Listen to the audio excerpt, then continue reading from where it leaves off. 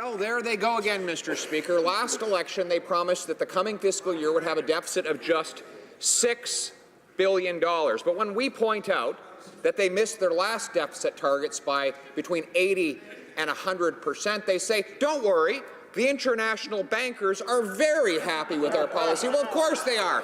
They're getting all the interest payments on that debt that middle-class taxpayers have to pay in return for nothing. Will they keep their promise and keep the deficit below $6 billion in tomorrow's budget?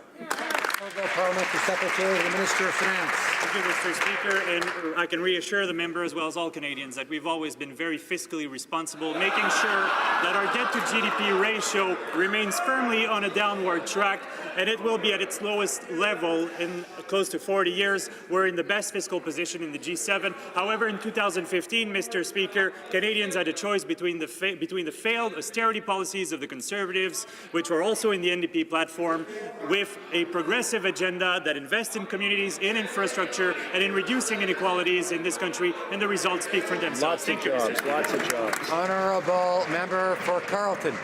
They do speak for themselves, Mr. Speaker. The wealthiest 1% are paying $1 billion less. The wealthy lenders are getting billions of dollars more in interest payments from Canadian taxpayers. And who's paying more? 80% of middle-class taxpayers are paying higher taxes today than when this Prime Minister took office. Will this government reverse course, give a break to the middle class for a change, and stop handing our money off to the wealthy international bankers? The Honourable Parliamentary Secretary.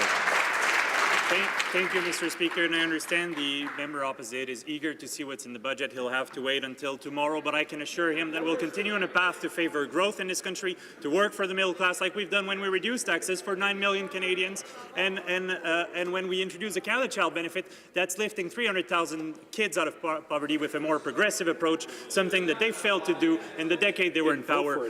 We have a record to be proud of, and I look forward to tomorrow's budget. Thank you, Mr. Speaker.